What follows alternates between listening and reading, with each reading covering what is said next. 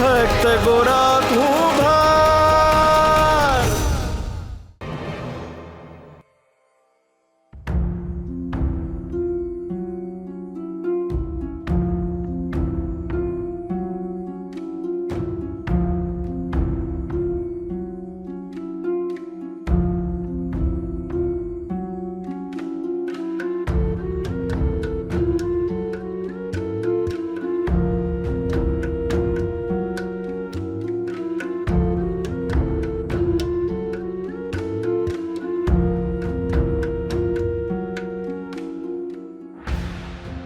ગોરા, દુઃખનો ભાર ખભાને નબળા બનાવે છે, એટલે ખભા પર દુઃખ નહીં, અડગતા રાખવી.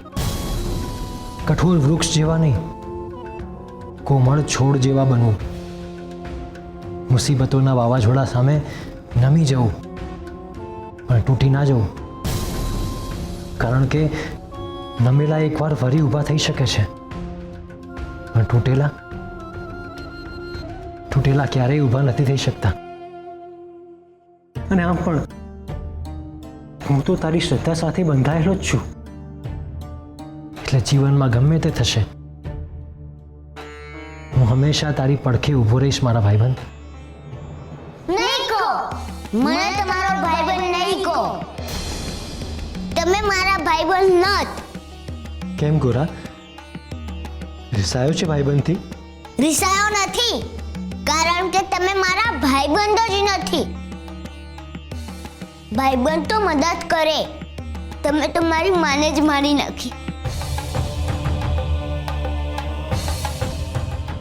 મેં તમને કીધું કે મારી માને બચાવો, તો તમે મારી માને ન બચાવ્યા. તમે ભગવાન છો, તમે ધારો ને ઈ કરી શકો છો, તોય તમે મારા હાથનો આંબળો. એટલે તમે મારા ભાઈબંધ નાથ, એટલે નત. ને હવે હું કોઈ દી તમને ભાઈબંધ નહીં કહું. ને આમ તો મળવા આવતા હતા, ને જ્યારે જરૂર પડી ત્યારે નો આવ્યા ને.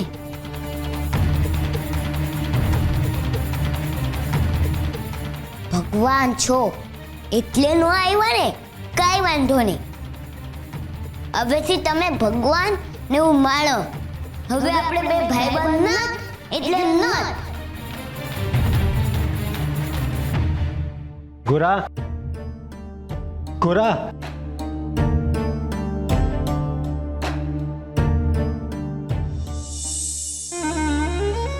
દેવી, દેવી,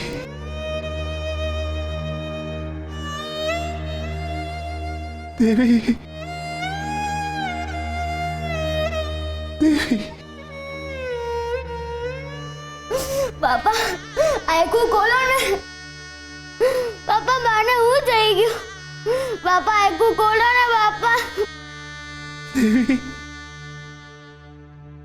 પુલકેશી બાપા, વેડા જઈ રહી છે અને હજી એ પરમાબા સાનબાન ખોઈ બેઠા છે.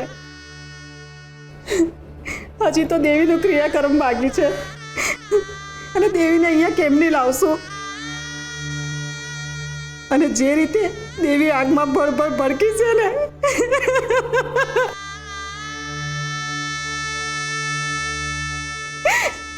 અહીં પરમાબા દેવી દેવી કર્યા રાખે છે. દેવી, આમાં જો પરમાબાને કંઈક થઈ ગયું ને તો છોકરા રખડી પડશે. બાપા.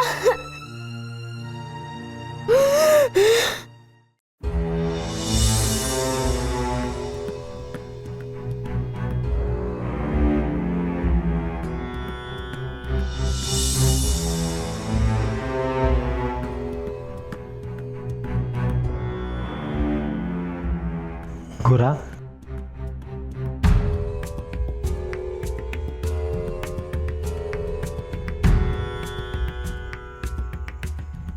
ગોરા, મારી વાત તો સાંભળ. તમે મને સાંભળ્યો તો? હું હાથ પાડી પાડીને થાકી ગયો તો, તોય તમે મને ન સાંભળ્યો. તો હું કરવા તમને સાંભળું? એકવાર મને સાંભળી લે ગોરા. વયા જાઓ અહીંયાથી. મારી વાય ન આવશો. ગોરા કૃષ્ણથી રિસાય એ કેમ ચાલે ભાઈબંધ? હું રિસાયો નથી. રિસાવનું તો ભાઈબંધથી હોય. પણ તમે તો ભગવાન છો. તમે આયા શું કરો છો? જાઓ તમે તમારા મંદિરમાં. ગોરા,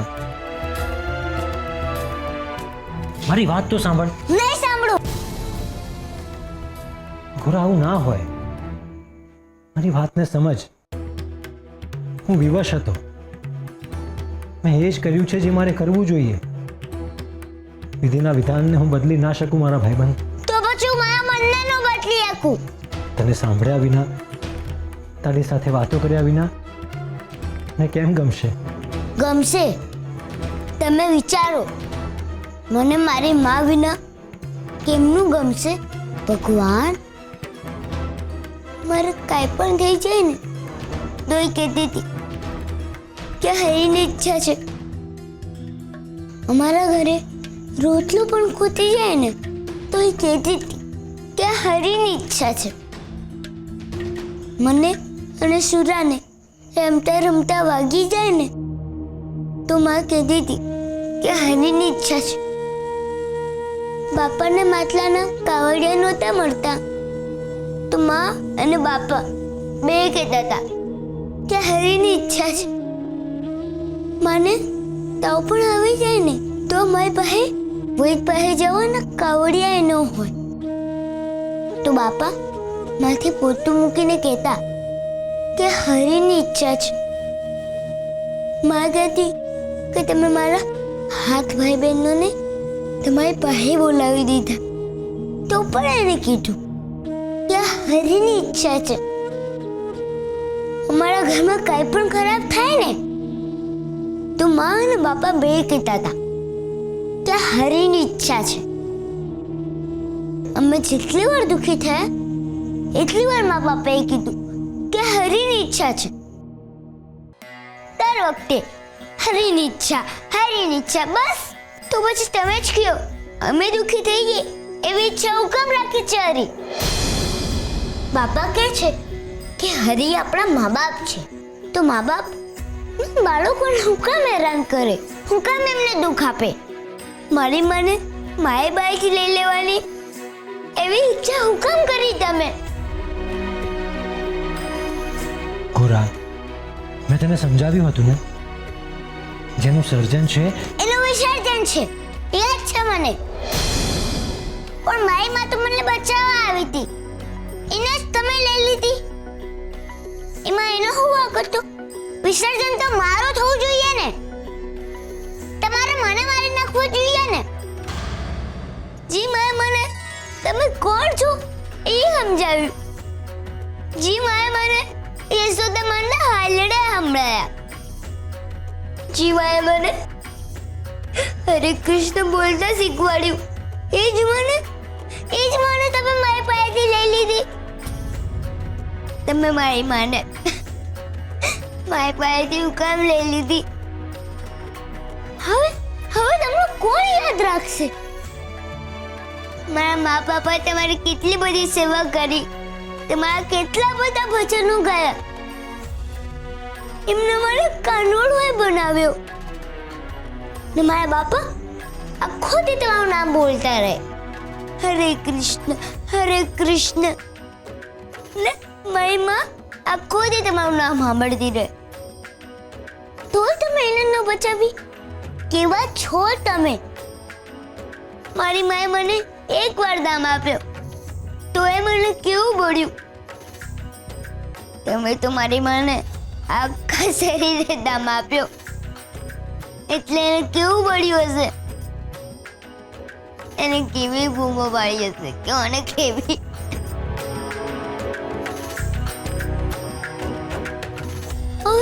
હવે તમે હું કેમ રડો છો? મારી માં મરી છે, તમારું કોઈ નથી મર્યું.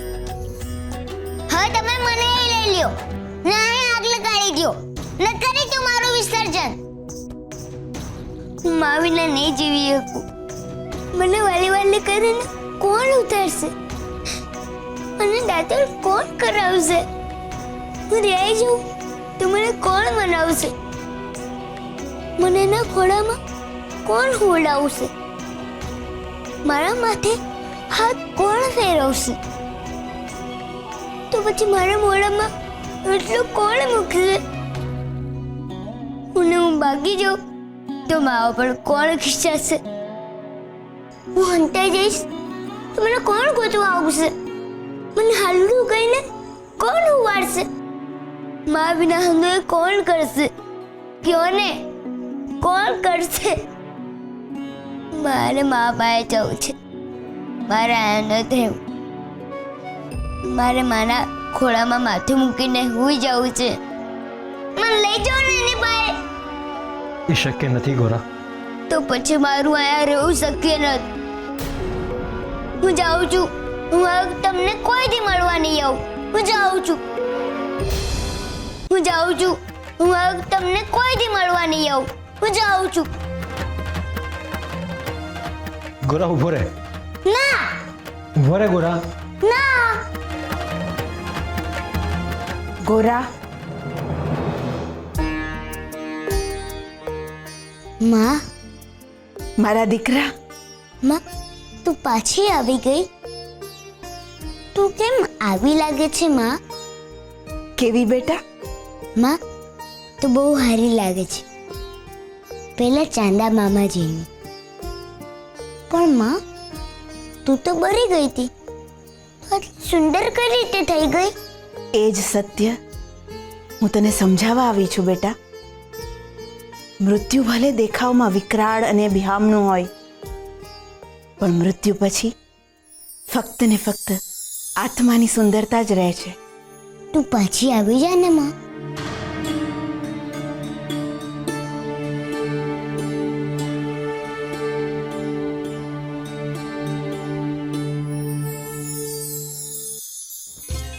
માં, માં, આવું કેમ થાય છે? તને અડી કેમ નથી શકતો? આત્માને સ્પર્શ નથી હોતો મારા દીકરા. હું અટાણે તારા મનની કલ્પનાનો એક ટુકડો માત્ર જ છું. મારા દીકરા, હું શરીરથી દૂર ગઈ છું, પણ મનથી તો હું અહીંયા જ છું, તારી પાસે. તું મને અડી નહીં શકે, પણ તું મને જીવી તો હકીશ જ. તો માં, અડ્યા વગર તારો હાથ મારા માથે કેમનું ફરશે? તારા ખોળામાં કેમનું હોઈ શકીશ માં? વાંધો કેમનું થશે? અહીં બે, હું તને સમજાવું છું.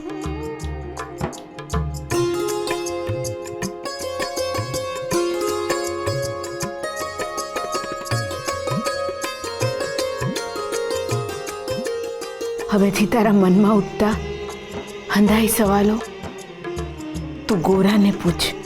એટલે એમ કે તું તારી જાતને પૂછ.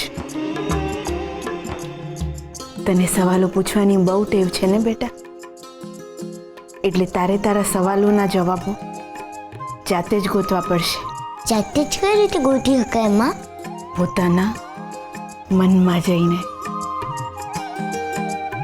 બહુ વિચાર કરીને, ચિંતન કરીને હંધાઈ સવાલોના જવાબ ગોતી શકાય છે મારા દીકરા.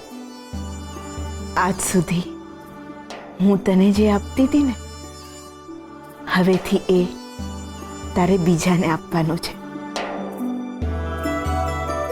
પ્રેમ, કરુણા અને સંભાળ હવેથી તારે જ શુરા અને બાપાને હાચવવાના છે બેટા.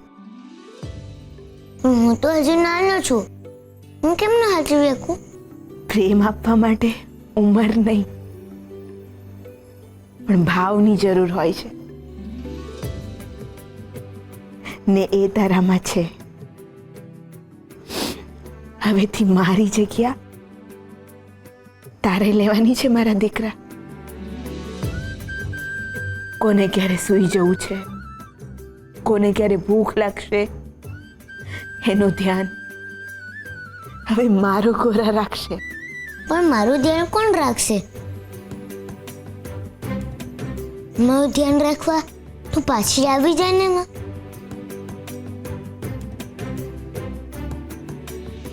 એ મારા દીકરા, હું અને તું ક્યાં જુદા છીએ?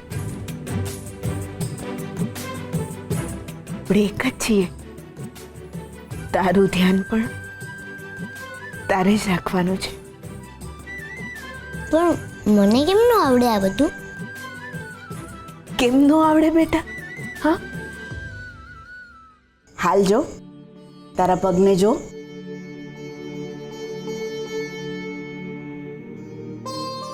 હવે મને કહેજો, તને પાપા પગલી ભરતા કોણે શીખવાડી? તે હાલ જો, હવે તારા પેટ પર હાથ મૂક અને મને કહે તો, તને જ્યારે ભૂખ લાગે ત્યારે હરિનું નામ લઈને ખાવું, એવું તને કોણે શીખવાડ્યું? તે હવે તારો જમણો હાથ આગળ લાવ અને મને કે, તને મેં શું શીખવાડ્યું તું કે જમણા હાથે હરિનો પ્રસાદ લ્યો.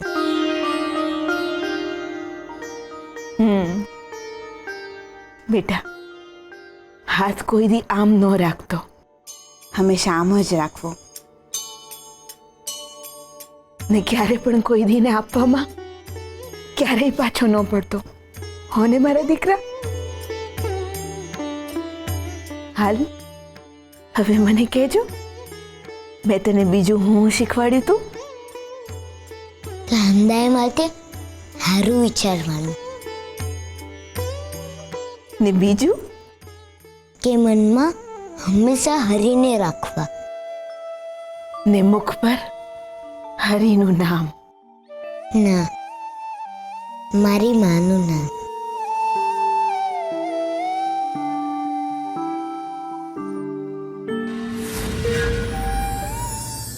માં. માં એ શબ્દ નહીં, સંસાર છે. માં શબ્દમાં જ પ્રેમ, હું, લાગણી, મમતા, માનવતા, વિશ્વની બધી જ શુભ ભાવનાઓ આ શબ્દમાં સમાયેલી છે. માનું વ્યક્તિત્વ સંતાનોની આસપાસ જ રહેલું છે અને એટલે જ માના સુખને પામવા માટે ઈશ્વર પોતે પણ ધરતી પર વારંવાર જન્મ લે છે. પરંતુ માની કરુણતા એ છે કે એની હયાતીમાં એનું મૂલ્ય એના સંતાનોને ભાગ્યે જ સમજાય છે. માનું હવાપણું પવન જેવું હોય છે. જ્યારે એ હોય છે ત્યારે એ દેખાતો નથી, પરંતુ જ્યારે એ ના હોય ત્યારે એનો ખાલીપો તકલીફ આપે છે.